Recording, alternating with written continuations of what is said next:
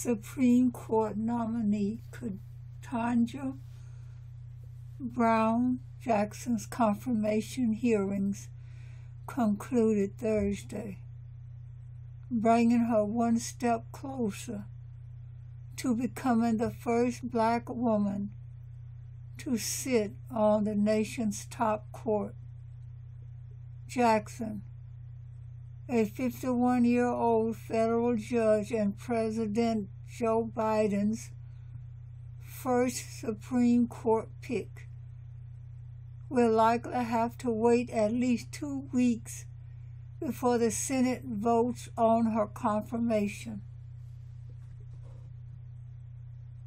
But her performance in the hearings only appeared to make Democrats more confident that her nomination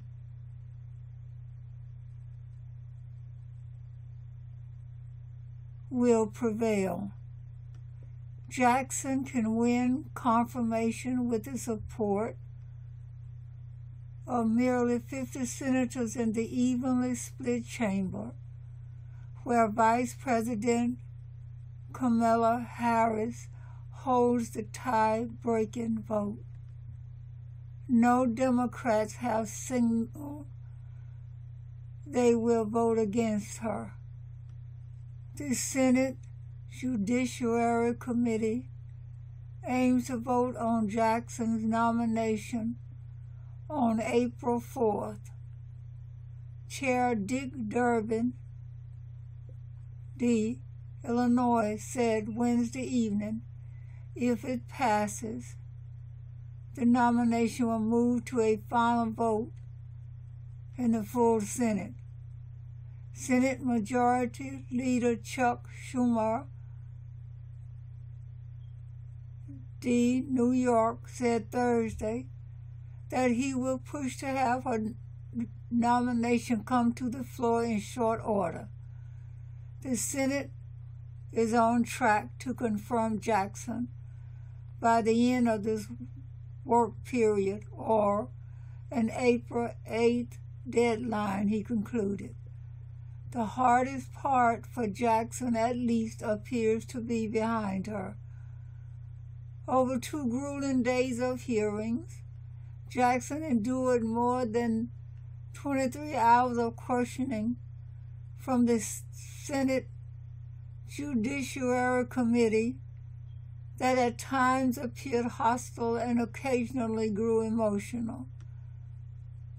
Jackson and her husband, who sat behind her throughout her appearances before the committee, both teared up after Democratic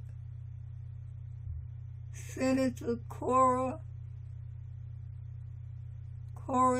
Booker of New Jersey and Alex Padilla of California praised her historic nomination.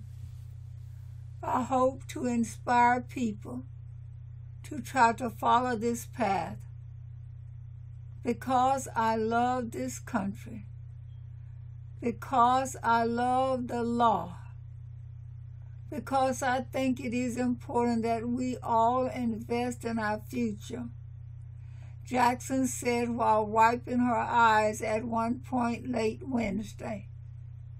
Republican members grilled Jackson on her lengthy resume as well as a range of conservative wedge issues with tenuous connection to her nomination, such as critical race theory and transgender rights. They focused by far the largest part of their scrutiny on Jackson's sentencing record in a handful of cases involving crimes related to child pornography. GOP senators have suggested Jackson's record shows a pattern of being too lenient in sentencing child porn offenders, though fact checkers have disputed those characterizations. Jackson maintained a deliberate speaking pace and rarely raised her voice throughout both days of hearings. She did show increasing hints of exasperation as Republican members spent hours on the child porn cases. In one exchange, Tom Cotton, Arkansas, asked Jackson if she regretted one such sentencing decision. The judge replied, "What I regret is that in a hearing about my qualifications, we spent a lot of time focusing on this small subset of my sentences." The panel Democrats heaped praise on Jackson, defended her against the criticism and at times seethed about her treatment by Republicans. Jackson on multiple occasions sat silently while members sparred over the nature of the questions being asked, as well as Republicans' efforts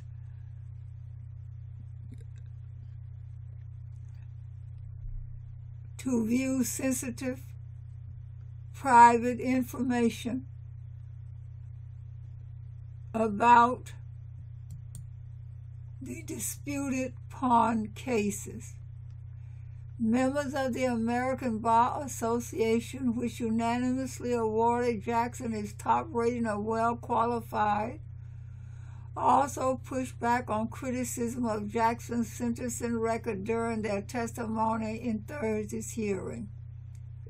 The fourth and final day of hearings in the Judiciary Committee gabbled out nearly 1 month after Biden announced Jackson as his nominee.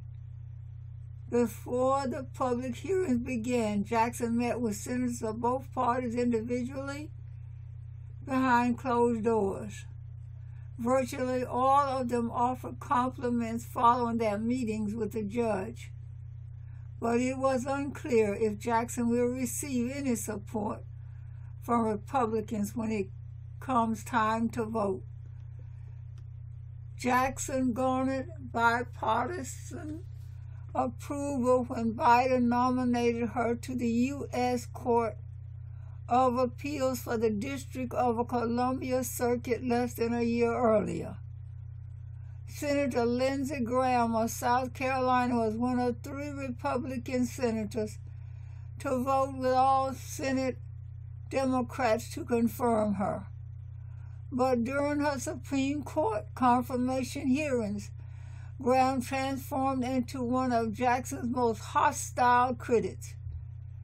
He repeatedly interrupted her answers, aggressively relitigated her child porn sentencing record, and at one point accused her of judicial activism in a past ruling in an immigration case. Democrats will also watch Senators Susan Collins, Ara Maine, and Lisa Murkowski, Ara, Alaska, the other 2 GOP members who voted to confirm Jackson last year. Senator Minority Leader Mitch McConnell, Ara, Kentucky, said Thursday that he would oppose Jackson's nomination. "I went into the Senate process with an open mind. But after studying the nominee's record and watching her performance this week, I cannot and will not support Judge Jackson for a lifetime appointment to the Supreme Court," he said on the Senate floor.